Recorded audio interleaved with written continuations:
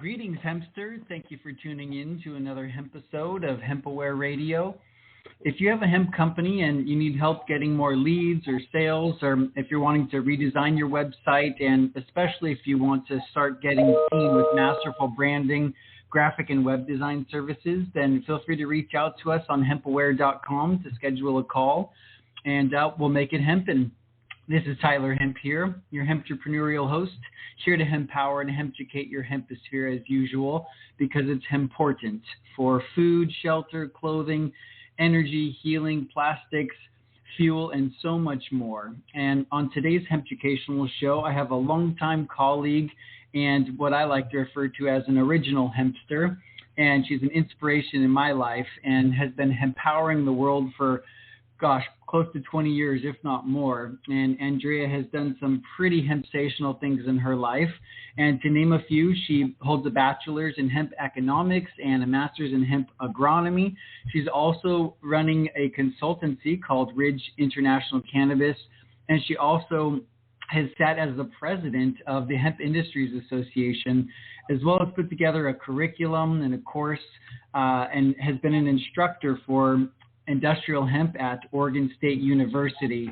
And I could go on and on about her amazing hempy achievements, but what I'm super excited about right now is her latest creation called Everyone Loves Trallala. And I look forward to sharing with you what she's doing to raise awareness about hemp and how she's marketing her hemp consultancy and getting her book out to the world. And so in the spirit of supporting your hempreneurial journey, I'm honored and delighted to introduce you to Anndrea Hermann. And we're going to get the show going. So thank you so much, Anndrea. I appreciate you being here. Thanks, Tyler. Well, thanks for those awesome, kind words. And I know you have continued to carry the spirit that you're saying that I helped instill or inspire in you on to so many others. So kudos, Hempin' brother. Absolutely. Yeah, it's been so fun seeing the progress, and you're just such an intelligent human being doing such essential work for the industry and helping it progress and move forward. And so I'm curious for myself and all our listeners, tell us a little bit about like where you were born, kind of how you were raised, and then what led you up to being introduced to hemp for the first time. I'm originally from Joplin, Missouri, raised in a HUD-funded apartment, partial funded apartment complex. From there, instilling like friendships that I still have till today.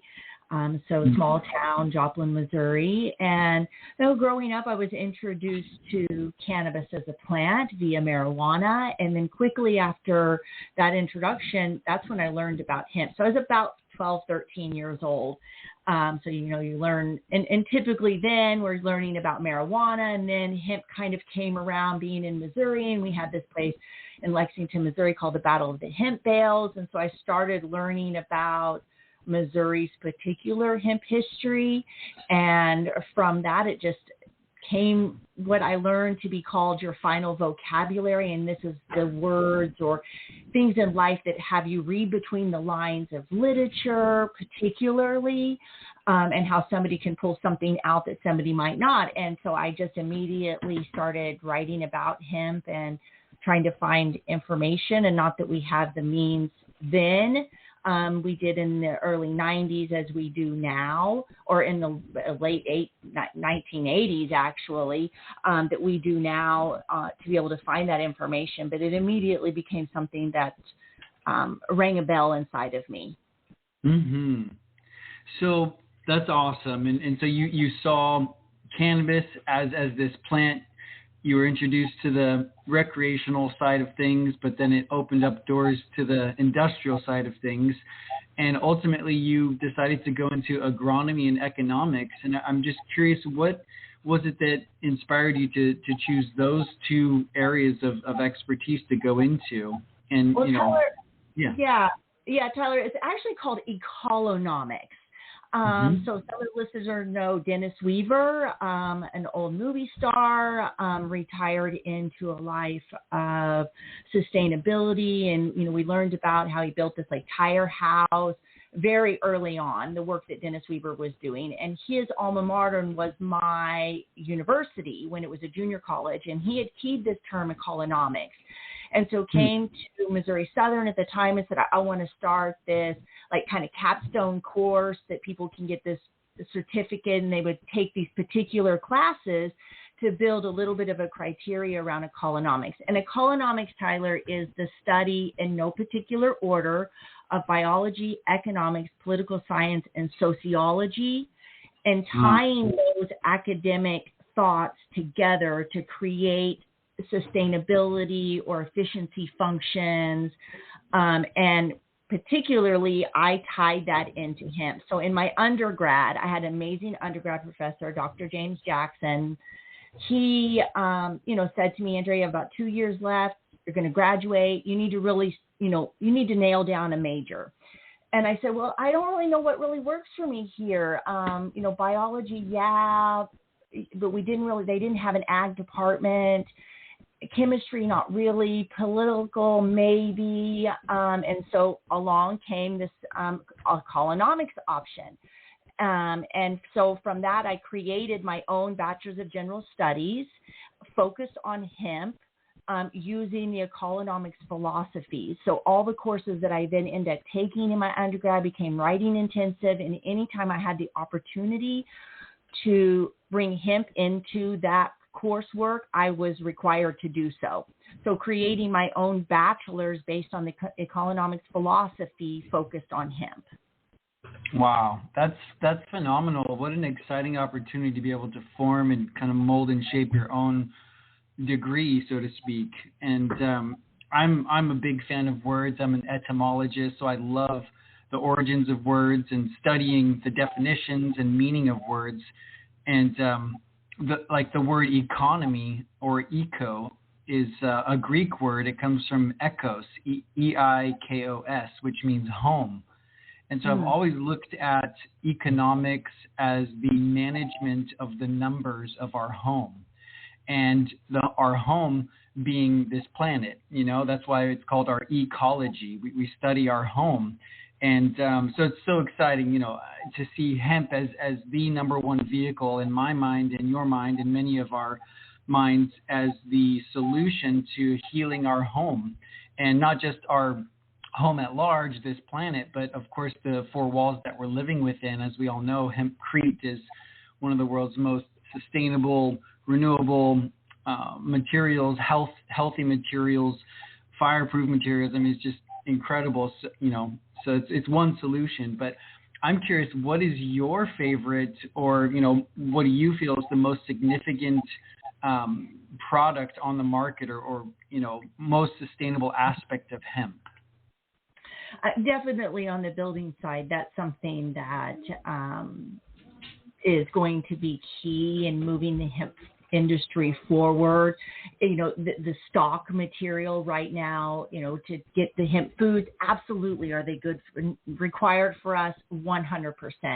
But we're at the point where most of those have been figured out. Hulled hemp seeds, buy it commonly. So, the access is greater, pressing and those things, but now moving towards what we need to do with the fiber to get more total crop utilization. Of course, we can talk about the leaves and the roots and all the other things, but looking at grain and stock to be able to develop that stock industry is really going to be vital to the long-term longevity of the hemp industry, and increasing the farmer's farm gate and going back to the eco, driving more economy, getting this in more hands-on product to where hemp becomes more common, and doesn't become necessarily the key thing in the discussion of what the product is. This is a craft box, right? And hemp happens to be part of that because we've got to the point to where it can become more commodity driven, not to take out from the smaller entities that will be needed, but having a larger scale production, for fiber only even. Absolutely. Yeah, I think that's really the biggest gap in the market right now, because we've seen, like you said, Canada's been growing hemp since 1998, I think, for seed production, for food, which is amazing and wonderful. And people are consuming hemp seed oil and hemp protein powder and hulled hemp seeds and all that. And then, of course, with the legalization, the federal farm bill in 2018, we saw the huge spike in CBD sales and CBD companies and the whole flower side of the plant. And so now that market gap is really in the fiber and really fulfilling the plastics and composites and building materials. And you're absolutely right. I think like that's the kind of icing on the cake, or maybe that's not the right term, but it's definitely a huge step that we're taking now as an industry that will, I think, catapult us forward in terms of our ecological footprint and helping the environment. But it will create a huge pivot. It will create a huge pivot in our industry because we know if we want to get that fiber into a car part, it can't be reliant upon one processing facility. Exactly. Yeah. So we know hemp has a substantial history. I mean, as far as we know, it's gone back since written history. But what would you say is one of your favorite or most significant historical hemp facts? That's a tough one. I mean, personally, seeing the U.S. Farm Bill come down, that was just monumentous for so many people. And so many unspoken heroes out there that were the ones that were, in the trenches for us 30 years ago, or more when it comes to the fight that has been going on for particularly industrial hemp. So when that happened, I was like, wow, we did it. The voices were heard. We did it. We marched. We actually went out and we made change. That then started to trickle, because once the U.S. came on, other countries really started to follow suit. So I know that in my in my professional spoke, that was the most historical for me. Personally, it was when I came to Canada and we were seeding and I got to put my hands in hemp seed. So personally, that was historical for me to, as a touch, to be in that place. How fun. Yeah, that is significant. I was thinking maybe you would say something about the Chinese hemp history or the Egyptian hemp history, or, how, there's just so much rooted in our past. But the fact that you bring it to modern day, historical facts, that's super exciting. It was unexpected, and I really appreciate that answer. So in terms of some of the biggest problems that our planet is facing, and hemp as a solution, to legitimately solve some of these problems, what would you say are some of the world's biggest issues that hemp will help resolve with the trajectory we're going? Well, food security, the fact that you can grow this on a relatively small portion of land, and the amount of nutrients that can come off of this plant, that can really change how we look at our food security issues that are out there. This is in general, as we see other commodity prices going up, food costs are going up in general. That's not just in the hemp world, but in the corn and everything other of that fact.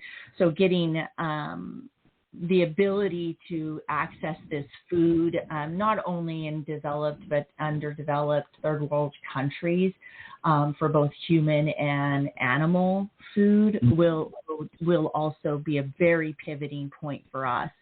We need it now in our own domestic animal production, healthy, nutritious foods. And so, that'll be a definite changer. And then, of course, as we discussed on the building side, but just to get this into, into a bar, a granola bar, whatever.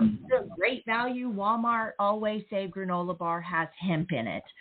So being able to get those hemp into basic products that people are buying on the shelf will be also really important as part of that food security and food health, and then maximizing that fiber. For sure. So you've not only been an educator, you've done hemp sales, hemp food sales. you're amazing when it comes to rallying people and getting out on, and raising awareness in different ways. But what is it that excites you the most about working with hemp? Oh, it's absolute diversity. So if you love something or you think something's super cool and super fun, you can plug hemp into it. Everybody knows Tyler from Hempware here. Our host is, hemprific and can absolutely help you insert hemp into a passion you have. So for me, I've always, in my consultancy personally, and no matter what I'm doing, trying to always engage people to find their passion. And one of the things about hemp is that you can get lost in it. There's so many things you could do. So it's so important to really hone in on something that is maybe right close to you, something that you really enjoy, and try to see how you can incorporate hemp into that.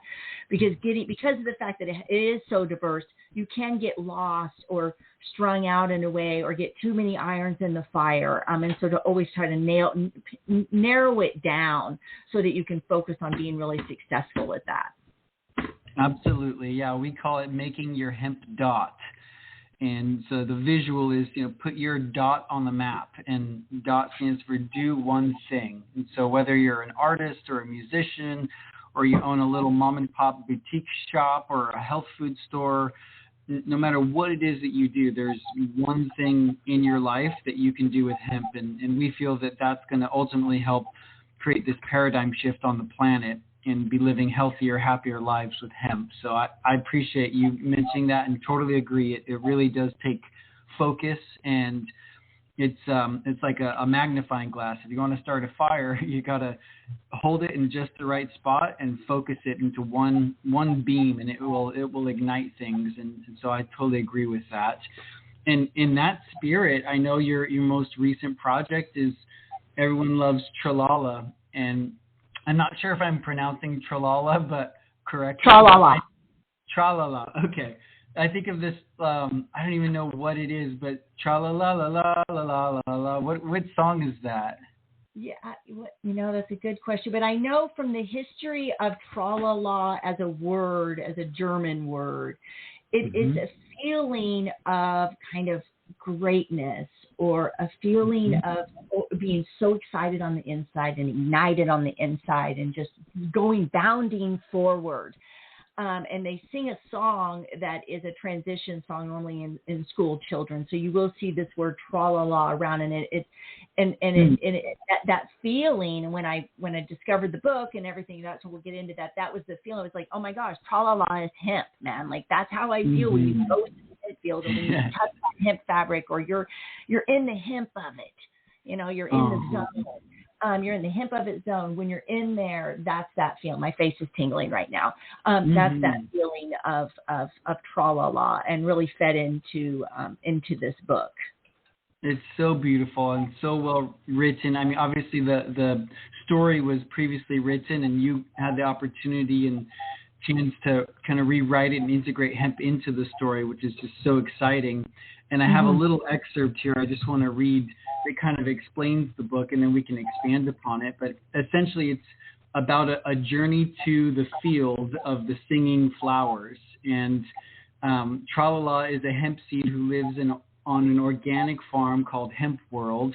And one sunny morning, a friendly, elderly black and white tomcat tells Trallala about the field of singing flowers on the farm.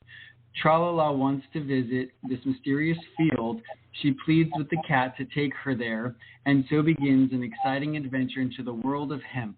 Trallala learns a lot about the amazing plant she will one day become. Her experiences with the animated characters on the farm remind her of how important it is to have good friends. It's just so sweet, and it's really, I mean, for all ages, practically, would enjoy this book. It's not just for children. And there's some really good little nuggets in there. I think it's a really great format for educating people about the uses and the life cycle, and just the amazingness of hemp. So what do you hope this book will achieve, or will do for our communities, and even for people outside of the hemp community? What do you hope this book will achieve?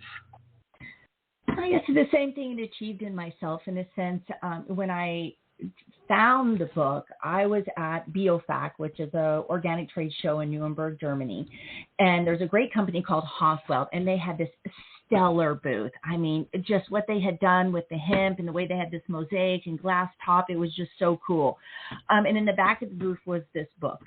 And I saw the cover and I was like, oh, what's that? Let me see it. And I immediately kind of became a kid because I saw the images and just fell in love with the watercolors. And even though I couldn't read the words because it was in German. And, they really got a kick out of the fact that I am the way I am about hemp, and it just spewed into this book. At the end of the trade show, they brought it to me and gifted me this book. And so gifting it to me then led to a chain of events now 9 years later, and the book is actually out. Many people have helped me through the journey, starting with Norma. I'm part of the Worldwide Opportunities on Organic Farms. And from there, it's a cultural exchange. And so people came to stay, and Norma was from Germany and spoke fluent English. And I said, oh, you can read me this book. I was a kid again. You can read me this book. And she said, it's hard to read and translate simultaneously. So let me just translate it. And then I was like, what, really? If you'll translate it, we can put this in the English language, which then means we can easily put it into other languages. So I am interested if people want to partner up with me to translate this into other languages. And from that, that gift, now I'm able to kind of re-gift what has been gifted to me along the way with many people who've helped me get to the point where we had, basically in a sense had to restructure and rewrite portions of the book so that it fit to where we are at. I've positioned the book in the Great Plains, paying tribute to the Great Plains of Canada and the United States. And, when in some character changes that are the namesakes of people that have made an impact in my life, like Joey and Dolores Federoch, my host family here, and their granddaughter Zoe. So we did make changes to really kind of fit into our life and perspective of hemp. And Ezra, and I noticed there were like two characters named like Candace and Penny. Was that a tribute to Candy Penn? No, but that's a good point. No, actually, Candace and Penny, Candace is one of our fellow moms, and she's the mother of Gloria, the little pig. And Penny is Deanna and Daly. They're both in the book too. And Deanna's a fellow mom with us, and Penny and Daly are our kids. So we're all part of another group, and we can talk about another nonprofit that I'm working with on regenerative education. But they're all part of our extended family here in Canada, and they've made their way into character namesakes. But what do I want to get out of this? I mean, I want to put it in people's hands. Go to the website, tralalahempseed.com. There are free educational downloads there. So trying to support what we can do in education. I'd love to see this become maybe we could do a game app if anybody's out there interested in that. I thought how cool this would be if we could develop a children's game app about agriculture and other life things focused on these characters or that kind of concept around hemp and that sort of scenario. So I'm hoping that this will inspire others. One of the endorsements from a teacher, just talks about how she can use this book to bring into their education platform. So loving the ideas that are going to come out of this. What would you say the ideal age group is for a book like this? Well, my son's 4, and I'm reading him chapter books already, and he follows the story. So, I think really as you said, it's really open to whom it would be available to. I do have a toddler version of the book coming out, so that one is pared down even more to where you're getting like 1 or 2 sentences per page. So that there's going to be some different options that are going to come along on which book might be best fit for the reader and also the reader's level. Exactly. Yeah. Yeah, I was noticing it might be like third, fourth grade level. That's when I think we start getting into chapter books, if I'm not mistaken. But like you said, if the parents are reading it or someone's reading it to a younger child, it's completely appropriate. And they'll definitely get joy out of seeing the illustrations and just going along with the story for sure. Mm-hmm. So as far as, and this is something that I've seen a little bit of, but what is your understanding of anyone being able to print on hemp paper yet in book format? Yeah, I know there's development underway, but the availability of that is limited. It's in some sense it's cost prohibitive. So there's this line about wanting to get this book into people's hands at a price and an ease. Yeah. And that's why it's listed on Amazon right now. I mean, you can go to our site and order a signed copy from myself. But, to be able to get this into somebody's hands like right away, that's why I chose to go with an Amazon Instant Print function. Yeah. It's listed globally. So pretty much if your Amazon site, wherever you're listening in from around the world, has this option for printing of books, you'll find this book on there. So just having that access was really important to me. However, I would like to get into the position to be able to have a special edition launch on hemp paper. Absolutely. And maybe that's for me, maybe that's more economically feasible to do the toddler book because it's shorter. Exactly, yeah. Yeah, I totally agree. It's more important to get the message and the awareness out to the people right now than it is to put it on hemp for sure. So stepping stones, we'll get there. Yeah, and I mean, that it's going to be, this goes back to one of the questions, what is going to be a pivoting driver? It's going to be the fiber so that we can get these fibers, so we can get more hemp paper, so it becomes something that's just part of paper. Exactly. Again, taking it back to the history, it's just part of paper again. Totally. So majority of our audience are hemp-entrepreneurs, and I love to share knowledge and wisdom and information to help other hempsters to succeed with hemp, whatever it is they're doing. And so as a hemp-entrepreneur yourself, what would you say are some of the most important resources that have helped you, getting started in the hemp industry or running your hemp companies over the years? Yeah, definitely the people around me. That was really pivotal to be able to, ask the questions, sit at the table, go to the conferences, become engaged in the nonprofits are really important, whether or not that be your regional or within your state or on a national level, just becoming engaged in the associations that are out there doing the work are really important. Most of those are all volunteer run. Maybe they have a paid executive director, but all of the other board members and committee members are volunteering their time. So that's really important, volunteering your time. And then that gives you the opportunity to learn, network, and find some of those skills that that kind of work can give.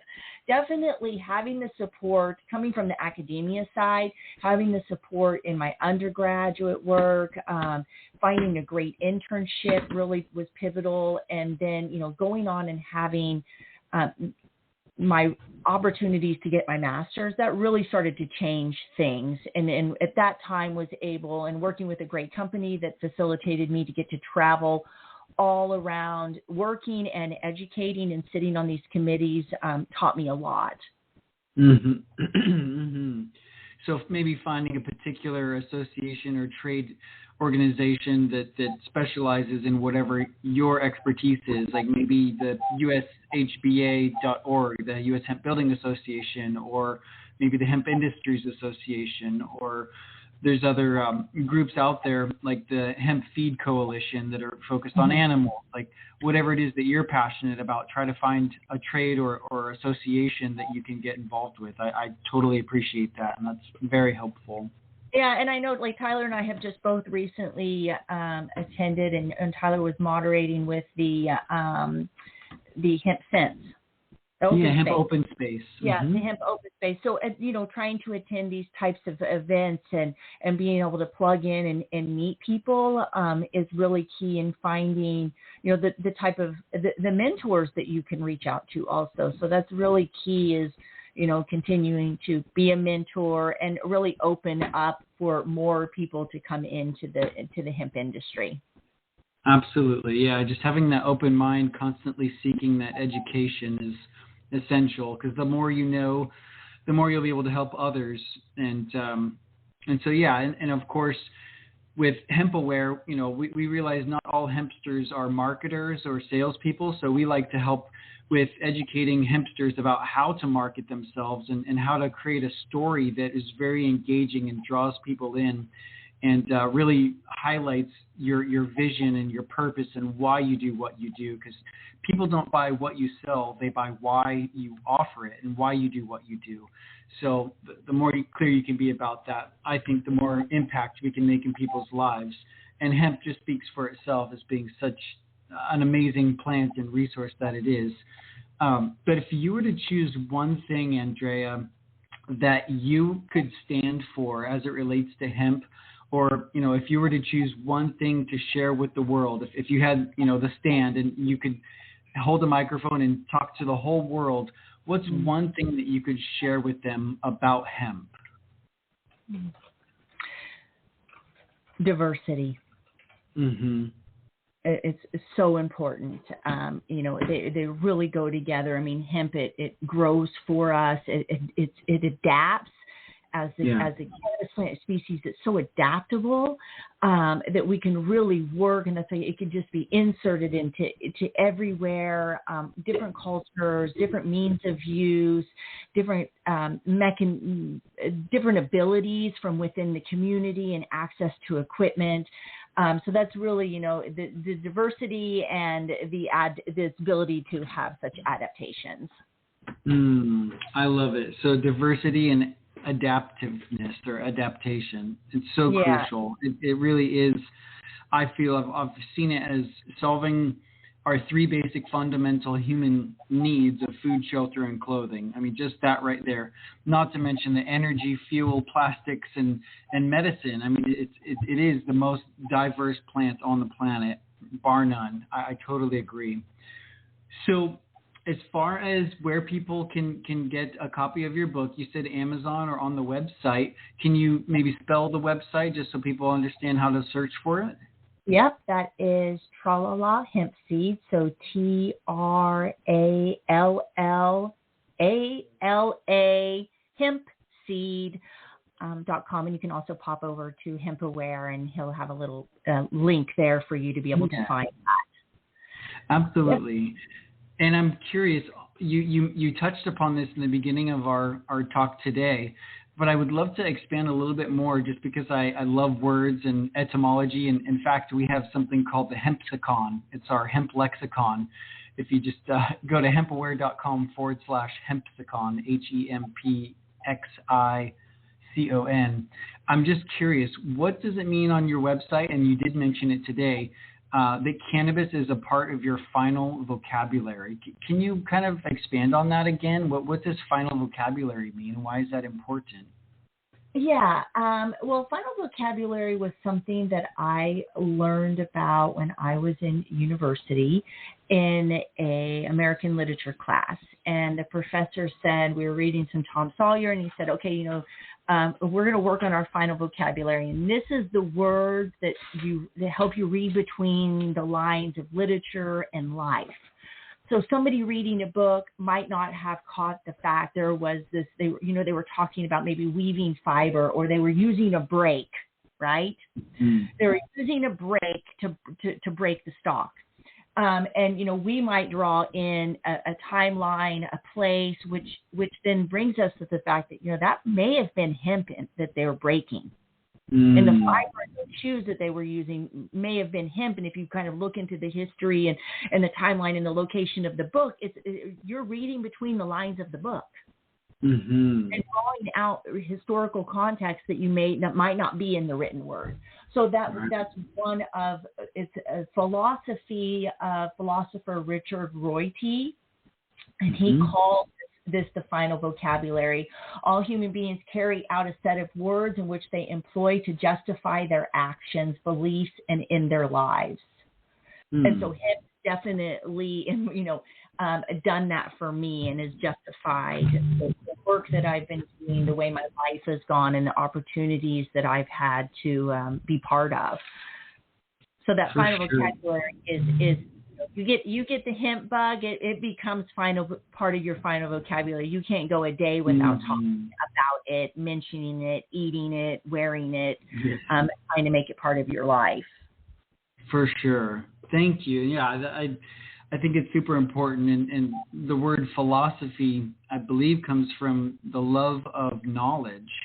And so I think, and to have knowledge is to know the ledge, know the limits or know the boundaries of consciousness. And so that's super exciting. And I'm constantly increasing my vocabulary as it relates to hemp. And there's definitely not a day that goes by without me saying the word probably 100 times. But and same for you. So what last thoughts, kind of to wrap it up here, is there anything else that you want to share with other hemp entrepreneurs to help inspire them, or any advice that you would share with them on helping them stay on track and achieving their goals with hemp? Think long term and be willing to, and take your time and map it out. Sometimes things come really quick, and sometimes they take a long time to really bring it to fruition. So be patient, as hemp is patient with us also, and just encourage, to reach out to people and ask for help. I think that's really key, is asking for help.